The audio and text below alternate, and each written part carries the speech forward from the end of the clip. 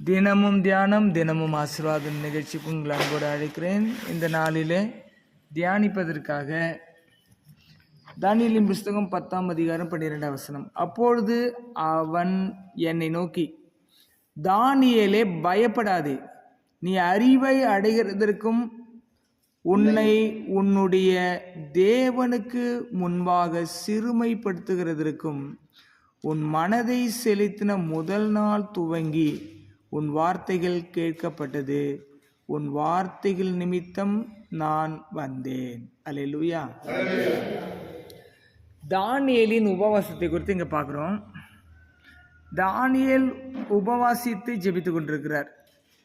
அப்பொழுது தேவன் தம்முடைய தூதனை அனுப்பி அவருக்கு வேண்டிய செய்தியை கொடுக்கிறார்.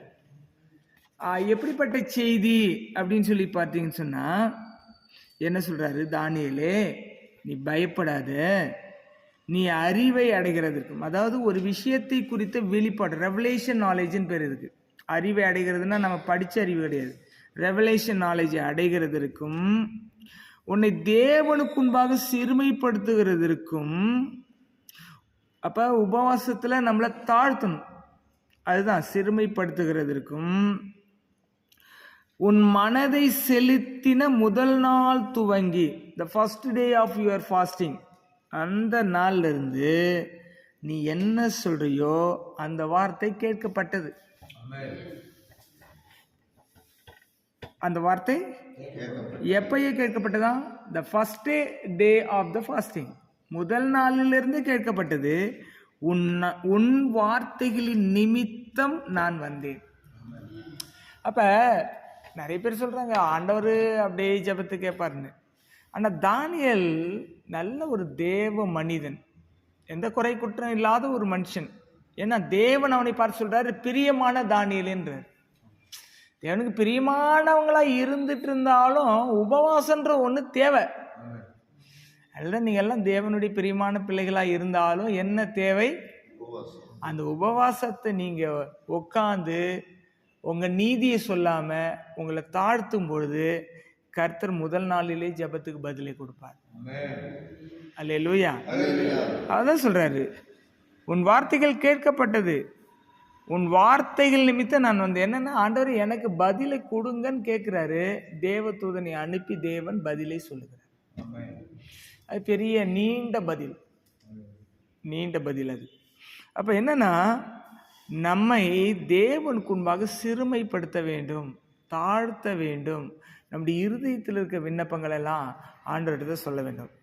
இந்த உபவாசம் எதற்காகனா தன்னுடைய தேசத்திற்காக, தன்னுடைய இனத்திற்காக தானியேல் இருந்தார்.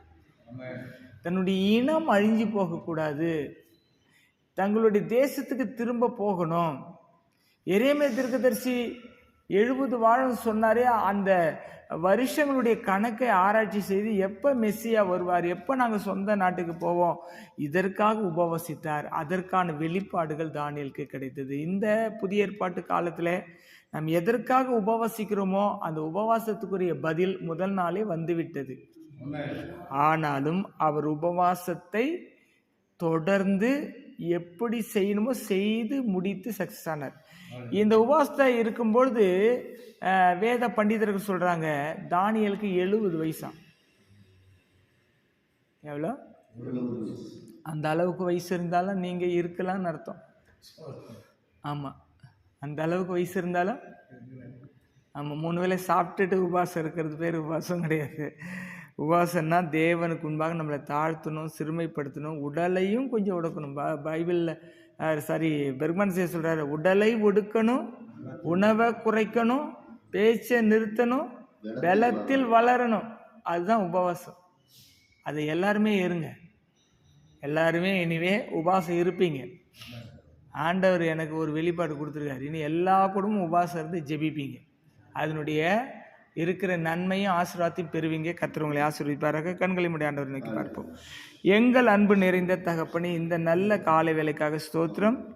எங்களை சிறுமைப்படுத்தும் பொழுதும், உம்முடைய முகத்தை தேடும் பொழுதும், எங்கள் மனதை செலுத்தும் பொழுதும் பதில் கிடைத்தது என்று சொல்லுகிறீரே, அந்த வார்த்தைக்காக உமக்கு ஸ்தோத்திரம். உன் வார்த்தைகள் கேட்கப்பட்டது என்று சொன்னீரே, அதற்காக உமக்கு ஸ்தோத்திரம். எங்கள் வார்த்தைகளை நீர் கேட்டு பதிலை தந்ததுக்காக நன்றி. இயேசுவி நாமத்தை மனதர் ஆசீர்வதித்து ஜெபிக்கிற இந்த சத்தத்தை கேட்க ஒவ்வொருவருக்கும் அடுத்த வெற்றியும் அடுத்த சாதனையும் அடுத்த உயர்வையும் மேன்மையும் தந்து ஆசீர்வதி. இயேசுவி நாமத்தில் கேட்க நல்ல பிதாவே, ஆமென்.